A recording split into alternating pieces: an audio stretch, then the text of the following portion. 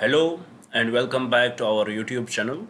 Well, it is lecture 5 of governance and the date is 29th July 2025, and today's discussion would revolve around the investigative agencies in our country. So, before we'll start our discussion, as usual, I would like to give you the brief introduction about this initiative which we had started here, so that if you are new to our channel, you will get more connected with us. Basically from 2nd June, we had started an initiative by the name Target IAS 2026. Under this initiative, every day we try to upload 2 videos on our YouTube channel. One in the morning session or afternoon session where we will discuss the current affairs of the day, or we can say we will discuss the most important news articles. We will break them down. We will try to understand how they are relevant for prelims or mains, and we will try to derive the possible questions from those particular articles. And in the evening session, which is this video, where we will discuss the static syllabus of yours, and we had started here with Indian polity, which we had already completed. We had discussed every aspect of Indian polity which can be relevant for your preparation, and now we are discussing the governance part. Here I had promised you that by the month of January 2026 we are going to complete your full syllabus. Whatever is required for you to clear the exam, that would be covered here in detail, whether it would be related to prelims or mains. But only exception is that we are not going to conduct the classes for optional subjects. And one more thing, as we are delivering your lectures, we are also preparing the notes for you guys. These notes would be very much differently written, because after every concept which we had discussed there, we will bring up the prelims as well as mains question if the concept is related to mains exam, so that it will give the idea how these topics are important for you, and you won't miss any of those topics, and it will eventually prepare you very well for your exam. So if you want to get the access to these notes, you would be told to pay 200 rupees. For that, you would have to mail us. It is totally up to your discretion whether you want to get access to these notes or not. Other than this, everything is here on our YouTube channel, totally free. The classes are totally free. You just have to watch them. About notes, it is up to your discretion whether you want them or not. So if you want to be the part of it, please do subscribe the channel, do share it with your friends, so that they may also get benefited from this initiative. And also do write in the comments what else should we bring for you guys. This initiative is for you. All this hard work which we do here, it is for you guys. So please do cooperate with us, do write in the comments, and do appreciate us if we are worthy of appreciation. Now, without any delay, let's start our discussion by looking at the topic which we have to discuss today. As you can see here, the topic is the investigative agencies. This is the 5th lecture of the governance, and how we started it. If you can remember that, we started with by first understanding what governance is, and I told you there that there is no proper definition of governance, but we can derive from different definitions, and we will try to understand the whole concept of governance. And we saw that what World Bank says, what United Nations Development Program says, and various thinkers, we discussed that in very detail, and we are still discussing it. After that, we also discussed what are the various aspects of the good governance. We saw that transparency is one. Then we also discussed that accountability. With respect to transparency, we saw that there is a Right to Information Act, there is Official Secrets Act, there is then we also discussed the Whistleblowers Protection Act. We discussed the constitutional bodies related to transparency, and we discussed everything there. And in yesterday's class, we discussed the accountability. We saw that how we can make the government accountable or these officials accountable, and with respect to that, we discussed various different different laws brought by the government. For example, Lok Yuktas and Lokpal, we discussed that in very detail. And today our discussion would revolve around investigative agencies, and we will start with the Central Vigilance Commission. What we will start with? CVC, Central Vigilance Commission. So with respect to this, what is the Central Vigilance Commission? What is its role? Well, let's try to understand that. For example, tomorrow you will have to write the exam. You will go to the exam hall. You will enter into the exam hall, and there would be students who had prepared from last 2 to 3 years, or prepared from last 1 year, and they were very much consistent with their preparation. And you would want to write the exam there. And eventually you will see a man who would there would be some teachers would be there, or we can say few men or women would be there. They would share the papers with you. They would distribute the papers, and they will watch you how you are writing the exam. And their role would be that they what is the their role, what would be their roles, so that their role is that they will stop, they would investigate you. They would vigilance you. They would vigilance you, that so that you will not copy from others. They will maintain the rule of the examination hall. And this is done by the invigilator, whoever would be there. He would try to maintain the rule. He would try to maintain the most peaceful space in this classroom, and he will not allow you to cheat. He will not allow anybody to cheat. If he finds anyone cheating, he would take his paper away, or then he would be punished for that, whatever the laws would say with respect to that. So this is the role of the invigilator.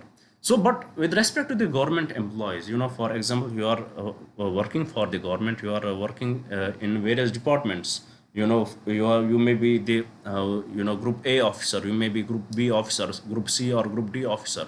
So with respect to them, they have to function with respect to the rules. What are the rules? They have to function in line with those rules.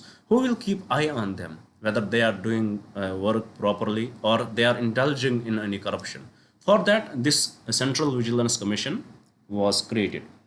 So it is what is the role of Central Vigilance Commission? To ensure nobody is doing nobody is its role is it is the role of the Central Vigilance Commission is that nobody is going beyond the rules. Nobody is doing any corruption. Nobody is getting involved in any kind of corruption with respect to the public, with respect to these public officials. So with respect to this Central Vigilance Commission, was it always there? No. After we enacted the constitution, it was not there.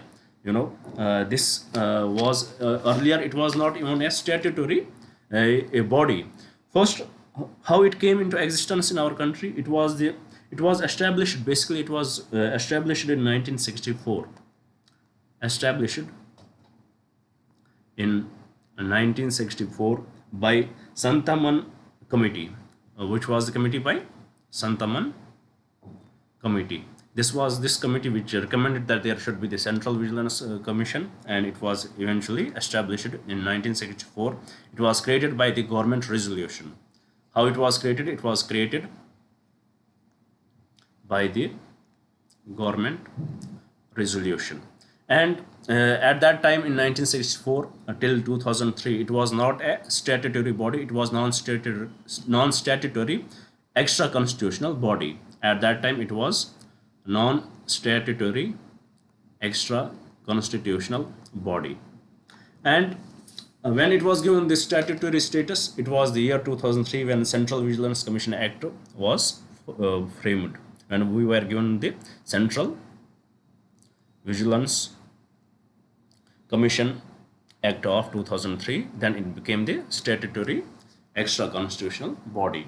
So let's see. Now we had seen, till now we saw that what is the, slightly we tried to understand what is the role of the Central Vigilance Commission. Now let's have a look at what is the composition of the Central Vigilance Commission. What does it consist of? What is its composition? Let's try to have an understanding about its composition. It consists of the Central Vigilance Commissioner. It consists of Central Vigilance Commissioner and other vigilance commissioners who are all appointed by whom? All are appointed by the President. They are all appointed by the President by the warrant under his hand. By the warrant under his hand. What is this by the warrant under his hand? That usually President, for example, if the President has to appoint, for example, if the President has to appoint the CM of any state, or he has to appoint, if the President has to appoint the CM of any UT, will he do it on his own, or he will appoint some administrator there? He does that through the administrator, through the Lieutenant Governor. But for appointment of the CVC and VCs, he has to do it on his own, and that is why we call it by the warrant under his name, under his hand, by the warrant under his hand. After that, how is it his personal satisfaction that he would appoint anybody as the chief vigilance commissioner or the vigilance commissioner? Is it his personal satisfaction? No, it is not the personal satisfaction, but it is the names are recommended by the committee. What does the committee consist of? What does this committee who recommends these names to the president? This committee consists of the PM, prime minister, who will act as the chairman, he will act as a chairperson, then the minister of home affairs, the ministry of home affairs, then there would be the leader of opposition, the leader of opposition. These three members, these three members, they will recommend the name to the president, and then president will appoint him. And if there is no consensus between the leader of opposition and the PM and the ministry of home affairs, then definitely voting would happen, and if two members want it, then definitely their decision will be accepted.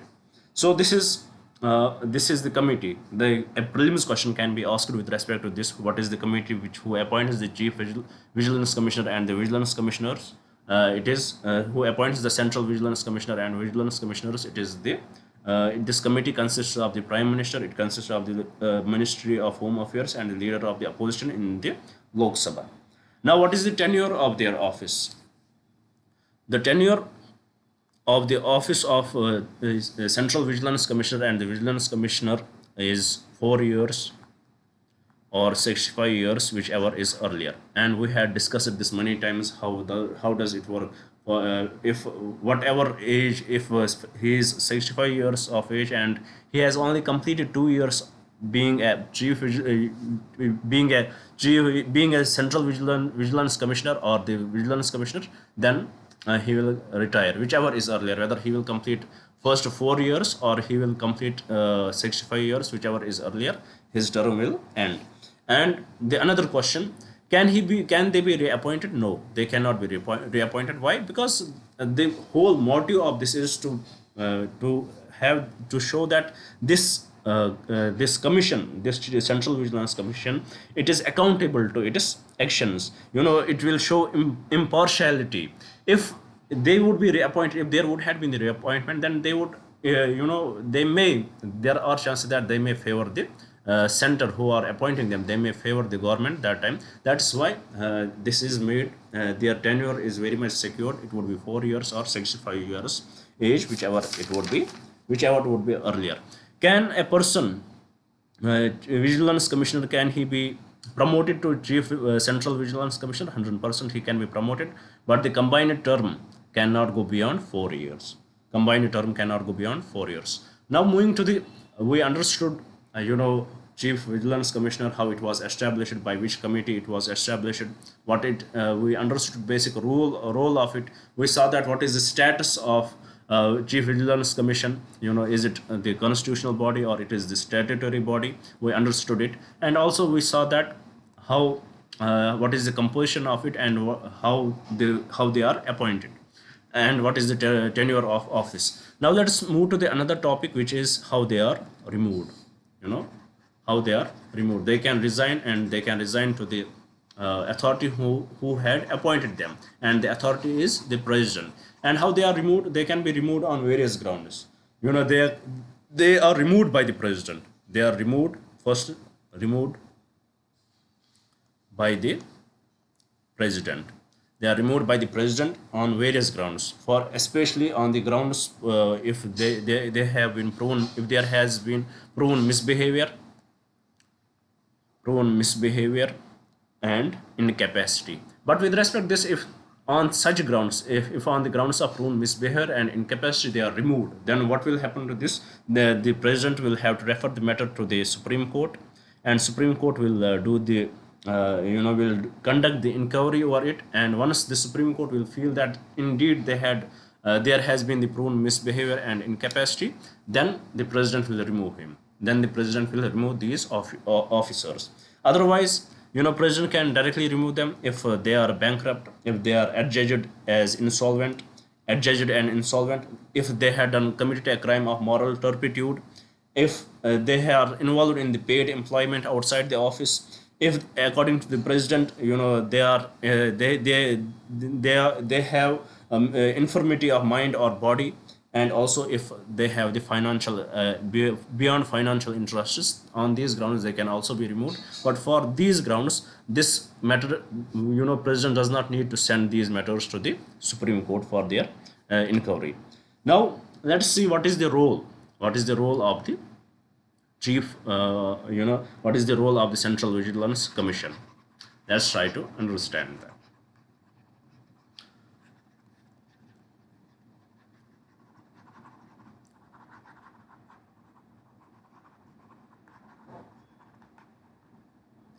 Role of the Central Vigilance Commission. First role is the supervision and monitoring. Supervision and monitoring. Its first role is the supervision and monitoring, who are the officers in the central government, or if there are officials in the central government, or in the public sector undertakings, or in the they are in the autonomous bodies, for example like Doordarshan. Then they will supervise and monitor these officials whether they are indulged in any corrupt activities. So their first role is the supervision and monitoring of these officials who are in the public, who are in the central government, or they are in the public sector undertakings or the autonomous bodies. Then the second role of the Central Vigilance Commission is advisory role. Like if they will find any culprit, then they will advise what actions to be taken, or they will recommend what actions to be taken, or how to retrieve this money back. So with respect to that, they will have the advisory role. They will advise the government, and this advice, is it binding on the government? No, it is not binding on the, it would not be binding on the government. Then the third, they have the role of complaint handling. Who can complain them? Any individual can complain them, or even the heads of the department, they can also complain them. Then they will do the preliminary inquiry. Once they will receive the complaint, then they will do the preliminary inquiry. Then they will do the preliminary inquiry. Then whatever decision would be taken, they will advise that to the government. Then it is up to government whether to take such actions or not. Then similarly, there is a slight, or we can say there is huge, whatever the word may you feel better with, there is overlap of functions between the Lokpal and CVC. There, because with respect to Lokpal, we saw that what is the jurisdiction of Lokpal. In the Lokpal jurisdiction, we saw that there are two types. For example, here, let me tell you, for Lokpal, it is the what is its jurisdiction? It will have the political executive, which will consist of PM, CMs, whatever, and the permanent executives, which would be the bureaucrats, A B C D officers, group A B C D officers. And also with respect to the CVC, it is its jurisdiction is over the group A B C D officers. So definitely there is the overlap between the two. And if, for example, we also discussed it in the Lokpal, if it is taking any action, Lokpal, it has the as per the laws, the Lokpal should have the inquiry wing, but that has not been created yet. So this action of the inquiry wing would be done by whom? It would be done by the CVC. So that is also one of the function of it. And also there are some other important roles which are played by the CVC. What are they? Let's have a look at it. This other important roles, they will participate, they will be very much important in the appointments of officers in the in the ED. They will be they will be very much important in the appointment of the officers in the ED, Enforcement Directorate. For the officers of ED, Enforcement Directorate, they would be the chief, the Central Vigilance Commissioner and the Vigilance Commissioners, they will have to appoint them. And also they will be the part of the committee in which the chief election, central vigilance commissioner and the vigilance commissioners will be part of it.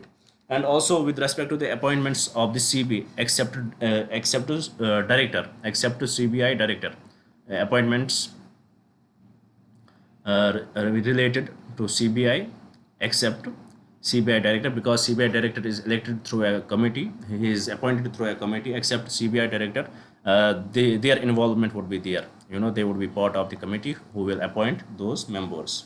Now, let us see how, what are some of the overlapping of the CVC with other bodies. For example, with Lokpal, we saw that how, that there is the jurisdictional overlap between the Lokpal. In the local, we saw that Lokpal has the jurisdiction over the political executive as well as the permanent executive. In the political executive, we saw that it consists of the PMs, CMs, and those people, and also the it consists of the group A, B, C, and D officials. And in the Lokpal, in the CVC, we saw that it has the jurisdiction over the permanent executive. So definitely there is the overlap. There is overlap of these two. Then there is also investigative. It has the investigative power. Lokpal has the investigative wing. We discussed that, and if it is, then it would be provided to CVC or the CBI. It depends upon the Lokpal to whom it will give it. But what is the issue here? Suppose there is group ABC. Let me rub it first. Let me rub it.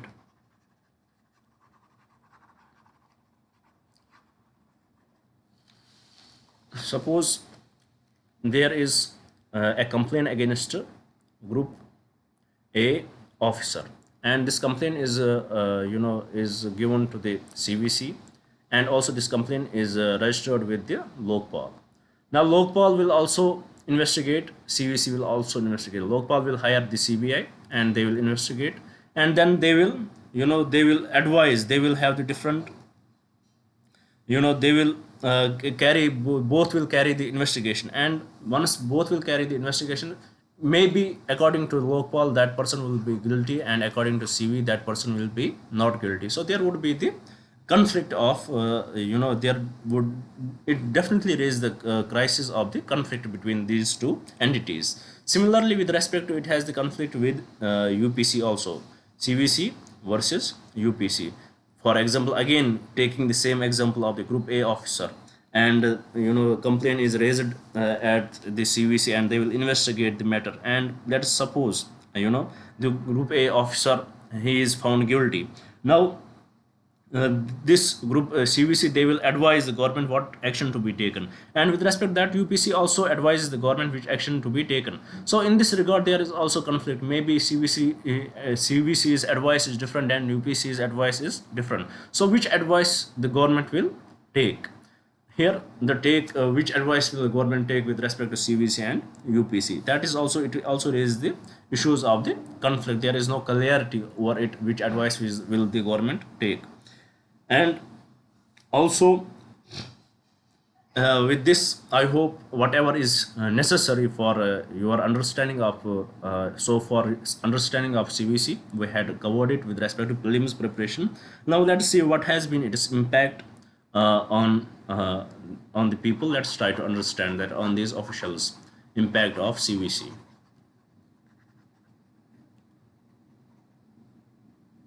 Let's try to understand that impact of CVC.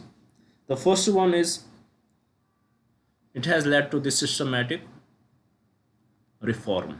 What it led to the systematic reform?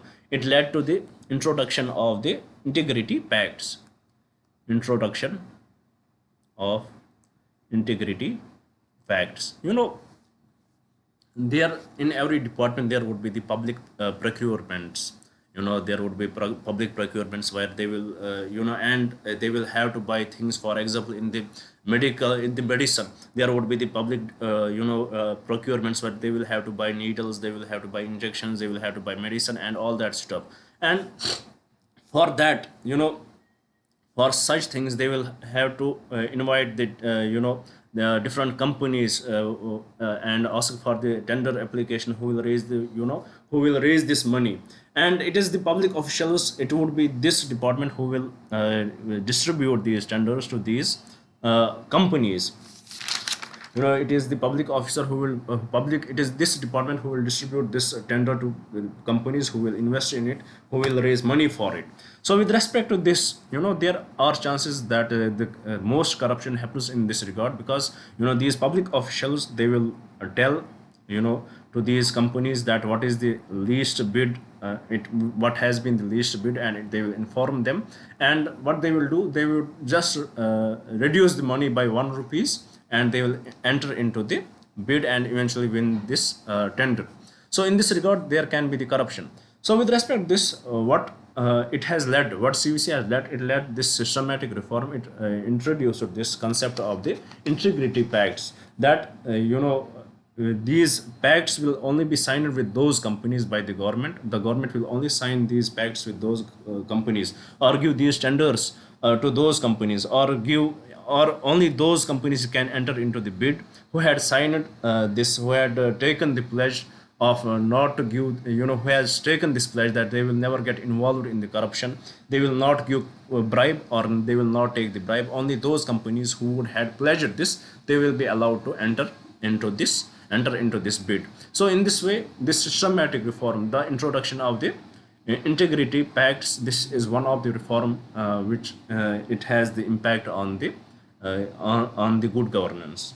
Then second, what has been the second impact of it? It has deterred corruption, especially at the lower rank officers. They have this fear of the vigilance. If if any member from the vigilance will come to the office, it shivers them, that it has deterred them, that it has deterred money officers that not to be part of the corruption. Definitely it has deterred corruption. And also raising of awareness, there is money awareness campaigns, and the training they grant with respect, and the education they give to the people how they can file the complaints under the vigilance. So this has been at the very different level. If we saw with respect to Lokpal, there is no such thing. That is also one of the reason why we say that Lokpal is not that successful, because there are no awareness campaigns, or there is no such such training given by the Lokpal as compared to the CVC. And also, even though it has done great, but still there are certain challenges related to the Central Vigilance Commission. Let's have a look at what are the different challenges related to Central Vigilance Commission.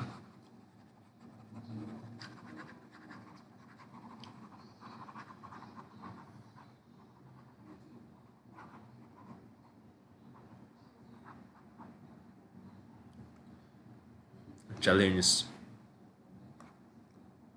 First challenge is lack of power. Why? Because they don't have their own investigative wing. They don't investigate by their own. They depend upon the CBI. So this is also one of the challenge. They lack power in the investigation. Then also the second challenge is overlapping jurisdiction. Like with the Lokpal, it has the overlapping jurisdiction. Similarly with UPSC, it has the overlapping jurisdiction. And also it has least impact on the high level. At the high level corruption, it has very least impact on the high level corruption. These are some challenges which we can find out in this CVC. Also, is there any case with respect to CVC which is important for us for our preparation right now? Definitely PJ Thomas case, that is very much important. Let's have a look at it. What is this PJ Thomas case, and how it is relevant for our preparation.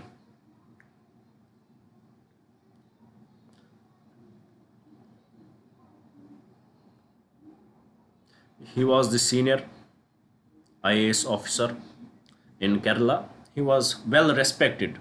His involvement in 3G, in the 3G, getting 3G into the country has been highly appreciated. And also, but there were certain his involvement in, there were certain allegations against him, corruption allegations against him, especially with respect to the palmoline oil imports, with respect to palm oil imports. There were allegations against him with respect to, against PJ Thomas, with respect to palm oil imports. So with respect to this case was running, but at the same time, what was happening? This PJ Thomas, he was being recommended as the Central Vigilance Commissioner by the, he was being recommended by the government as the Central Vigilance Commissioner, and we know that the committee consists of the PM, leader of opposition, and the and the and whom, leader of opposition, and the home minister, central home minister, or the cabinet minister. Then it was challenged by the leader of opposition then, but still by the majority he was, he was, you know elected, or we can say he was nominated as it, as the chief central vigilance commissioner. But this matter went to the court. Prashant Bhushan, he went to the court and he challenged this decision of the committee. And what courts did, the courts approved, the courts forced him to resign. Courts rejected this appointment, and he was forced to resign. And in this way, it is said that this is the prime example of the judicial overreach. Even though whether he was involved or not, that is something different.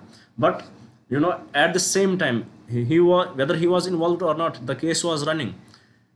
At the same time, there is one belief that until you are not proven guilty, you are not guilty. So at during during the trial space, when the trials were going on, when this case was running, he should have been allowed to do his job as the chief vigilance commissioner. But at the same time, as the central vigilance commissioner, but at the same time, there is another sect which says that if any person is there is a case about his character, about his moral turpitude, about his morality, whether he is corrupt or not. So this person, even if he is not corrupt, even if he has not done any such corruption, but still the questions are there, and if he will be the member of the CVC, then there are chances that he may dilute it. It will impact the, it will raise many questions on the Central Vigilance Commission. So there are there is diversion in this judgment, but at the end, what we can say, that it is one of the example by which there we saw that judicial overreach. It is the prime example of the judicial overreach. With this, we had completed the discussion of the CVC. I hope you had understood it. Very simple, very much relevant with your prelims preparation, because lot of facts in it. Now let's move our topic to the another investigative agency, which is the CBI. There are, today we have to deal with many investigative agencies. Now the term is of the CBI, Central Bureau of Investigation. Central Bureau of Investigation, CBI. So let's try to understand the little brief history of the CBI. How does a CBI came into existence? Whenever there is war, basically CBI came into existence during World War II. Whenever there is any war, what does this war lead to? It leads to growth. Whenever there is war in any region or any country is involved in war, it leads to the growth of that country increases. So there would be growth will increase, because there would be huge consumption, huge spending on the goods and services, and this spending would mostly be related to the weapons. What are the weapons? To the defense.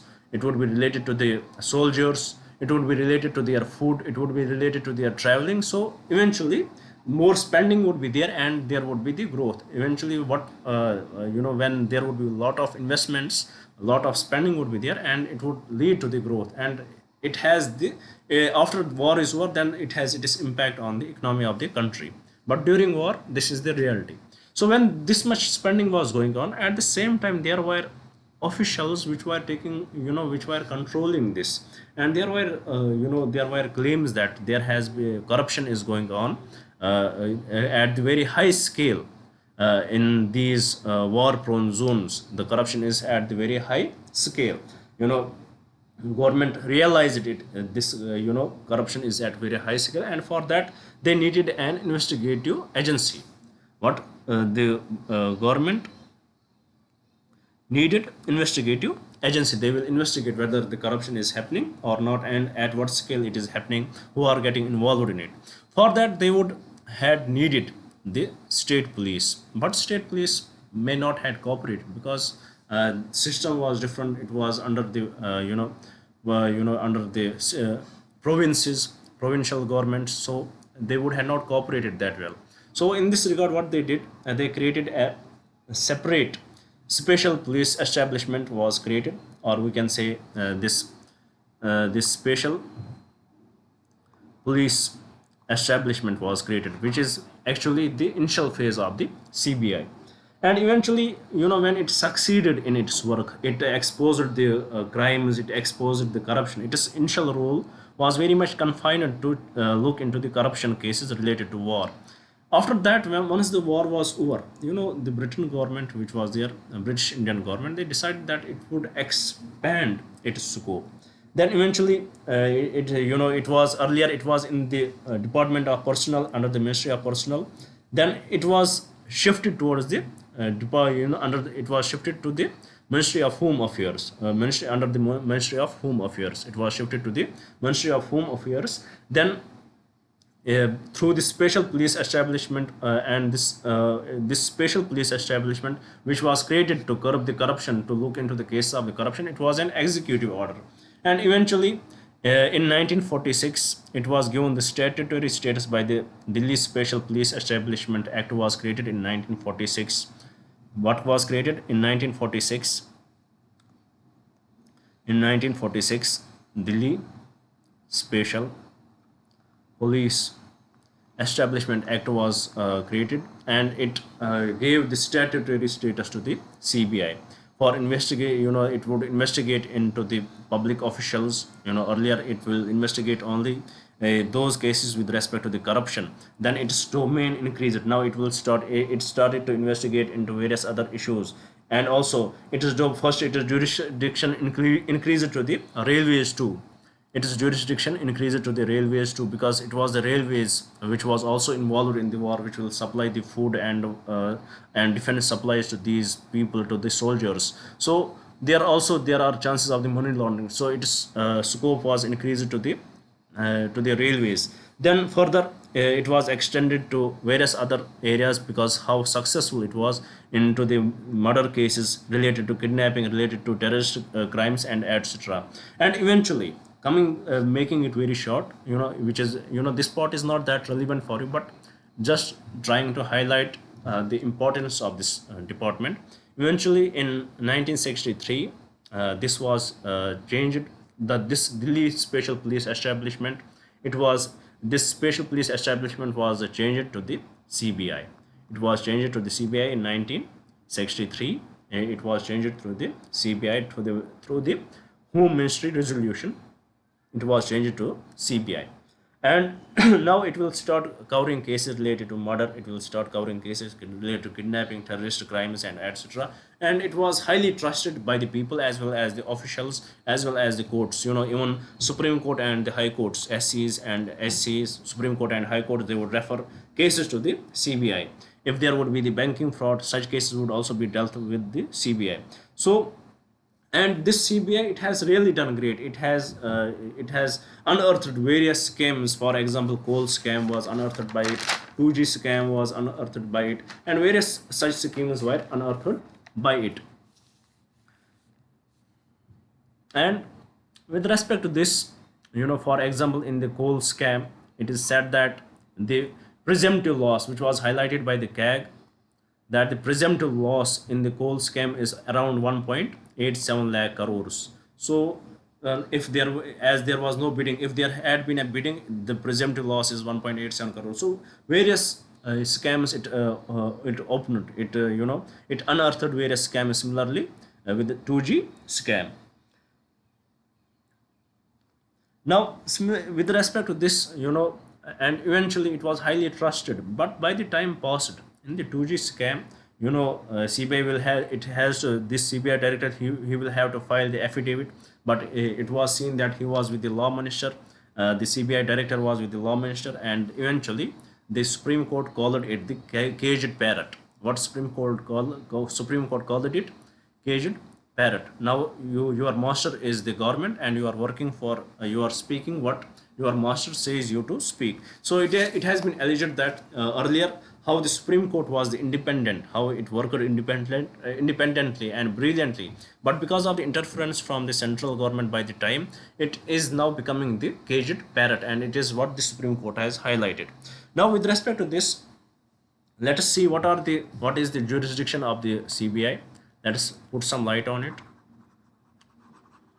The jurisdiction of CBI, it consists of the central government employees, public sector undertakings, bankings, employees of the UTs, and also employees of the states, but with the condition.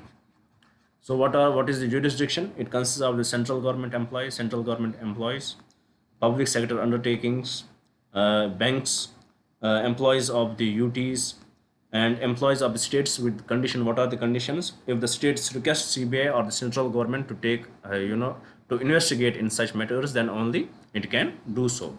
But with respect to these states, there is the concept of the general consent, and another concept is this specific consent. If it is related to specific matter, then it would be specific consent, for example for the railway employees only, and etc. What is the general consent?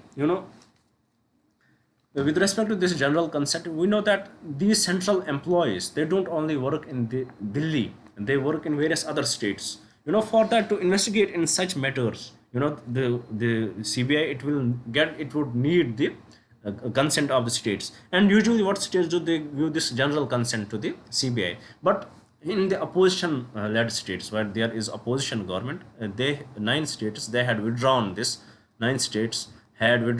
general consent, and under this, when they had withdrawn these general consents, now the CBI cannot investigate into such matters, because they feel that CBI is interfering into the internal matters, and it in a way is diluting the police, which comes under the state list.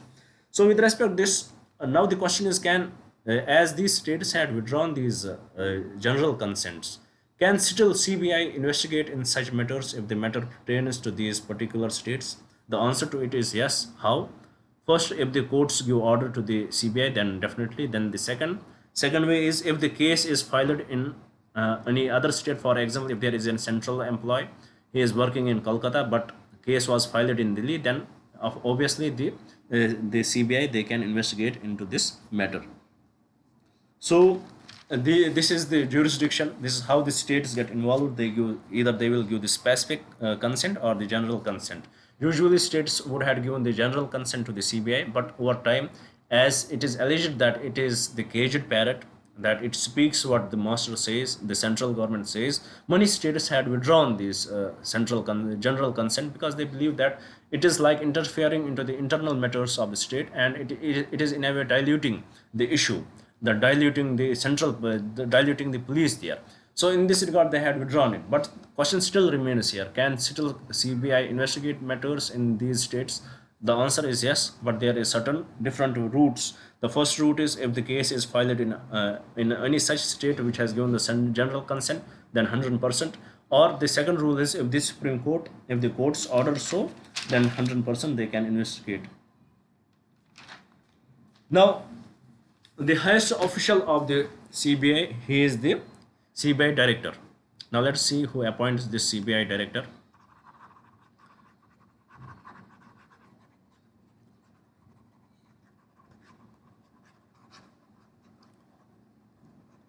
Highest official of the CBI is the CBI director. He is the most important individual. CBI director, most important individual. He is appointed. He was appointed under the Delhi Special Police Establishment Act 1946, which got amended after the Lokpal and Lokyuktas Act of 2013. Now he is appointed. The appointment is made by the center and is recommended by 3-member committee. This appointment is made by the central government, and is recommended by the 3-member committee. What does this 3-member committee consists of? It consists of the PM, it consists of the leader of opposition, and it consists of the Chief Justice of India or any other judge nominated by Chief Justice of India on his behalf. And if the two people vote in favor of any person, then that person will become the director, CBI director. He is the most important office in the CBI. What is the tenure?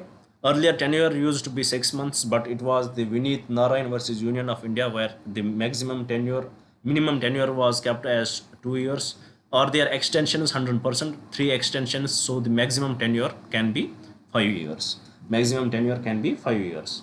Now, with respect to this, as we also discussed that CBI, it can accept complaints against the public officials under the Prevention of Corruption Act of 1988. Suppose it has accepted the complaint of the CVC, it has accepted it has CVC had approached them, then this CBI would be superintended by CVC. Otherwise, if the complaint is directly filed at the CBI, then central government would supervise the CBI. And now let's have a look at what are the various reforms which are required for the good functioning. As we discussed that it is called the caged parrot. Now let's have a look at various reforms which are recommended, that these reforms should be brought in with respect to the CBI so that it will work more efficiently. First requirement is that there should be a separate law for the CBI, so that it will have this independence. It will have this independence in its working. It should not depend upon the Delhi Special Police Establishment Act. It should have a very separate law for that. Then also about its strength, as we know that its strength is 7,295 officers are there, including all the lower and higher officers. But if we look at the CBI, there are more than 1700 vacancies are there. So definitely there is the need that these vacancies are to be filled, and also because of these vacancies it has overburdened CBI, and that is one of the reasons why it is not functioning properly. Then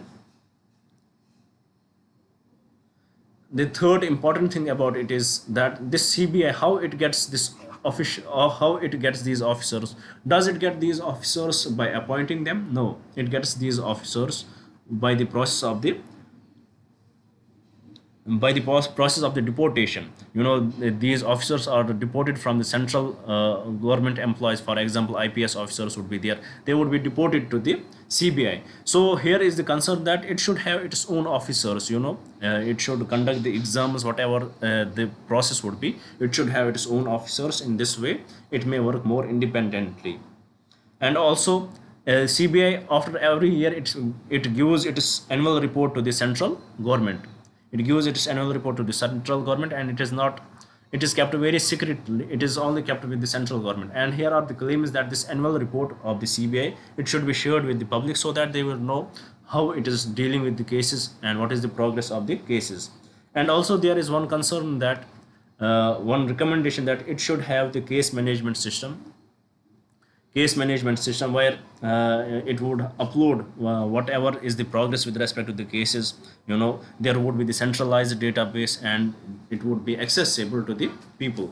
So these are some recommendations which are mentioned. And also with respect to CBI, how it can take the cases. It can not directly take the cases on its own on the suo motu. It will only take the cases once somebody will complain to them. So it is claimed that it should have this provision of taking cases by the suo motu.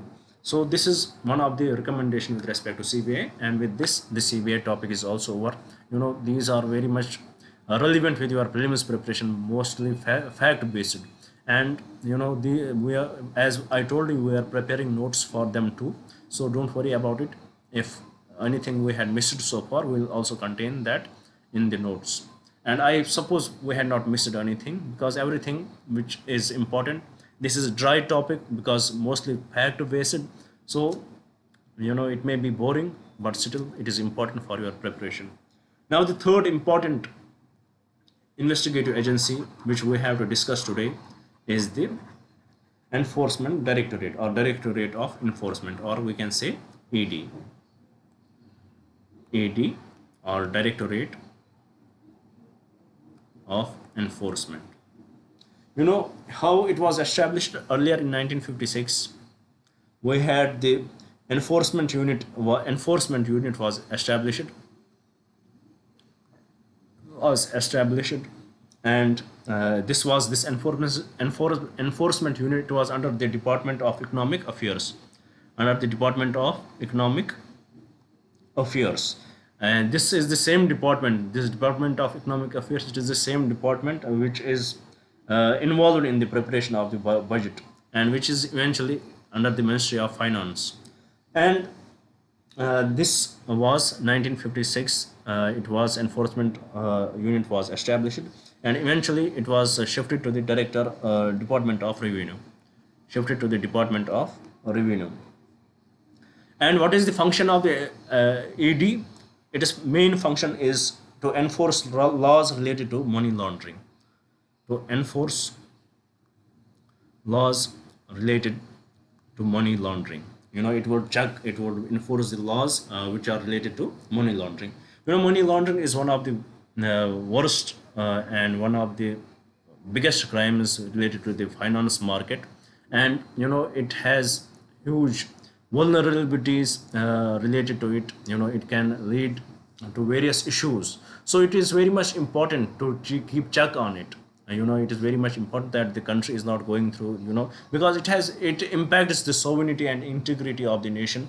It impact if there is money laundering in any nation, it impacts the economic strength of that nation. It eventually impacts the sovereignty and integrity. This money laundering can lead to the terror financing. So with respect to this, you know, in the world we have the financial action task force, financial action task force. And the function of this financial action task force is that it will look into the laws of the countries, whether they have the provisions in curbing the money laundering. And ED is that is that force which is that link between the FATF and these countries and the India. ED will force the provisions of FATF in India. ED will do it for India. So this is how a Directorate of Enforcement is important for India. So with respect to the Directorate of Enforcement, so first, as we saw, that it would deal with the matters related to money laundering, and then also the terror financing was also added. So with respect to this, let's try to understand first what is this money laundering. Money laundering, you know, the basic concept actually it originated from the US, as there were the drug lords there, and they would get this they would do the smuggling, and they will get the money, and it was a black money they wanted to convert into the white. So what they did, they started the laundry shops where they will wash the clothes, and in this laundry shops they will use it as the bait for these customers. They will go there and sell and buy these drugs, and eventually in the records they will say that we had raised this money through these laundry shops. And in this way this term money laundering came into existence. So with respect to this, you know, it has high it can, as we discussed already, that it can impact the sovereignty of the country. So with respect to this, you know, FATF came in, and it would look into the issues, how this money laundering can be stopped, because this money can lead to the terror financing and various other issues. So in this regard, the FATF came in, and ED, it will act as the operating arm of the FATF. So this ED, with respect to the FATF, you know, with how we are implementing these FATF norms, we are implementing them through the Prevention of Money Laundering Act of 2002. Prevention of Money Laundering Act of 2002. And it is through this Prevention of Money Laundering Act of 2002, ED would perform through this act. ED would confiscate them properties. They will arrest the person. They will whatever they will have to do with that person. So with respect to the Prevention of Money Laundering Act of 2002, why it is relevant right now? Because you would have heard about the Kejriwal, you would have heard about the Aam Aadmi Party with their scam, the liquor scam, which is in the news. Because of that, Manish Sisodia, he was in the jail, and they were denied the bails. The Kejriwal himself was in the jail. So let us see what is the issue with respect to that, as it is right now in the news, so it becomes important for your preparation, how it is relevant for you. It becomes very much relevant for you. Sorry. So what actually happened in 2021? Delhi excise policy was changed. Delhi excise policy was changed, and what was actually what was the change? That earlier it was the government which was controlling the liquor shops. Now they will let the private companies, private partners to participate in it. Cabinet decided to change it, and the private partners or the private players were allowed to be part of it. So it was decided that they will add the private players, and eventually they thought that it will generate a lot of revenue for the government, and they changed the excise policy. But the general chief secretary, he realized that there is a corruption, and he approached the government. The government involved the ED because it was the case of money laundering, and it was claimed that there in the south, so in the south block there is someone, K. Kavita, who was running a private company and who had bribed, the Aam Aadmi Party, given them the 100 crore for changing this policy, and this 100 crore they had invested in Goa. So in this way, this case came into the existence, and now things are going on with respect to it. Now, as the cases against the Aam Aadmi Party, why the Arvind Kejriwal, who is the CM, he is getting involved? Because there is something called the vicarious liability. Vicarious liability. So about accounting this vicarious liability, you would be held accountable for the actions of the others. For example, Aam Aadmi Party is there. Who is the head of the Aam Aadmi Party? It is Kejriwal. His cabinet took the decision, and it is the Kejriwal who is the head of the cabinet, so he would be responsible for that. And then also with respect to the ED, PMLA, there is no FIRs. There is no FIR, but there is concept of the enforcement report, ECIR, and this report will not be shared with the accused. Accused will not know why he is being arrested.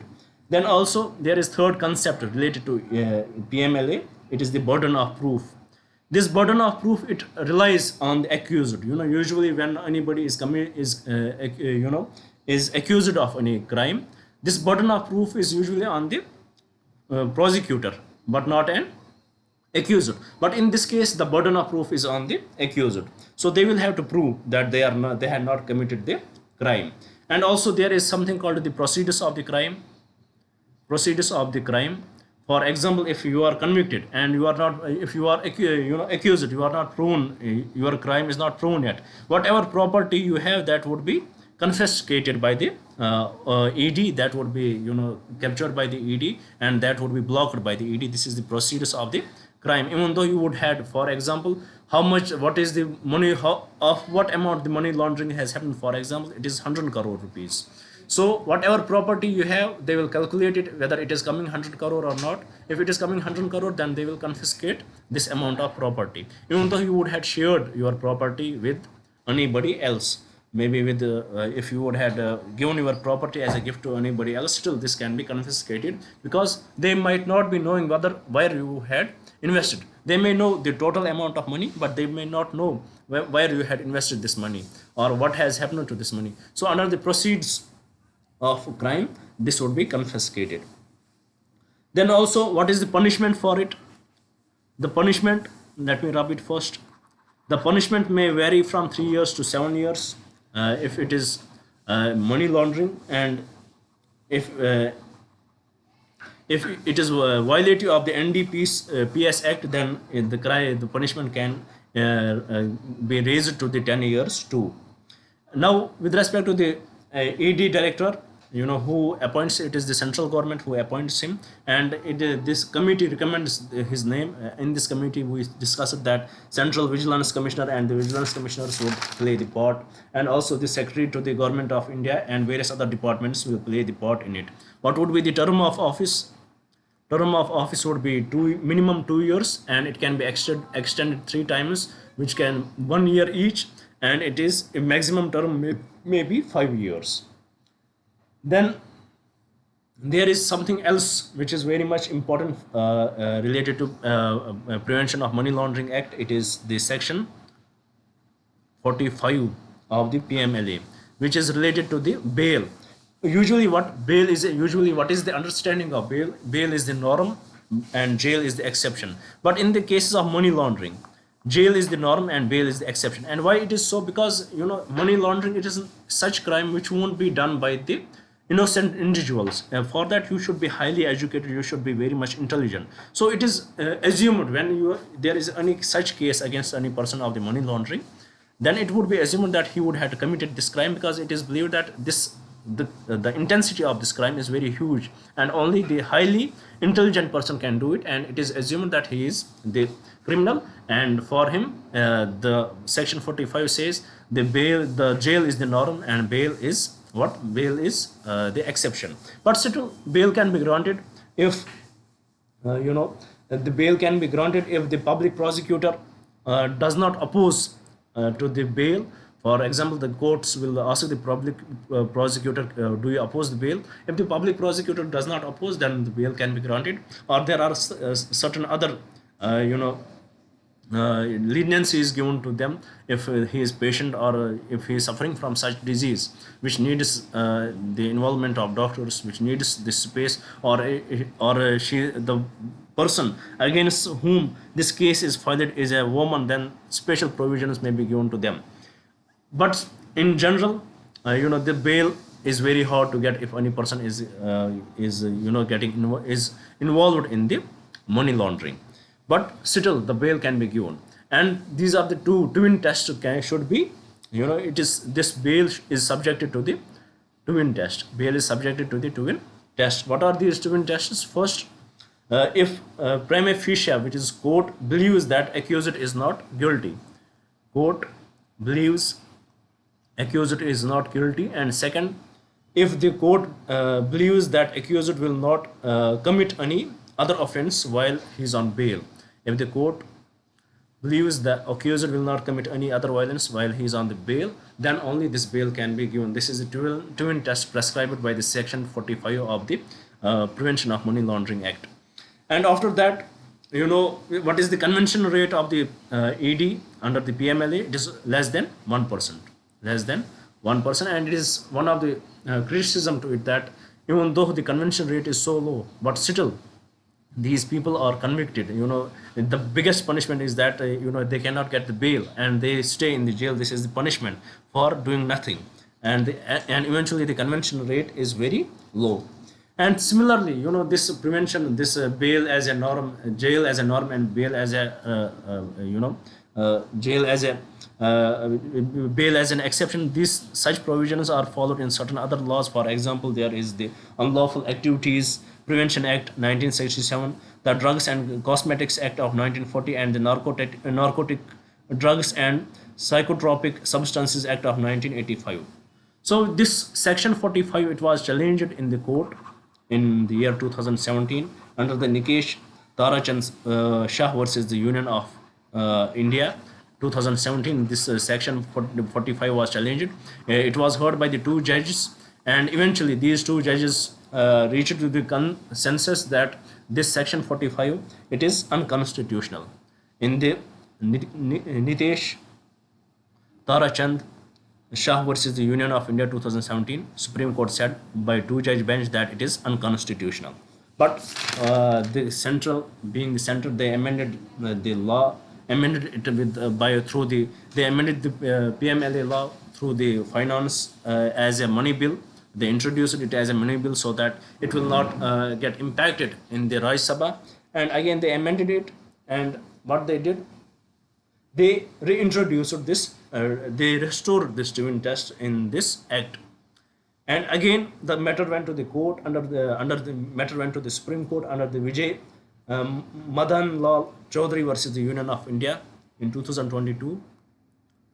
Vijay Madan Lal Chaudhary versus Union of India. Matter went to court that, sir, initially you had told that in 2017 judgment that it is unconstitutional, but again the center has brought up the amendment and they had said that they had brought it and they had restored the twin test. In this case, in the 2022 case, the court said that it upheld the what it upheld this amendment and eventually restored the twin test. So till now, the EDs also work. The Prevention of Money Laundering Act, whatever is important, we had discussed. We discussed the CVC. We discussed, how their appointments are done. We saw that how they had been successful and what is the overlap. We discussed CBA and eventually we discussed the ED. So with this, we complete our today's discussion. Thank you for staying with me. Thank you very much and have a nice day.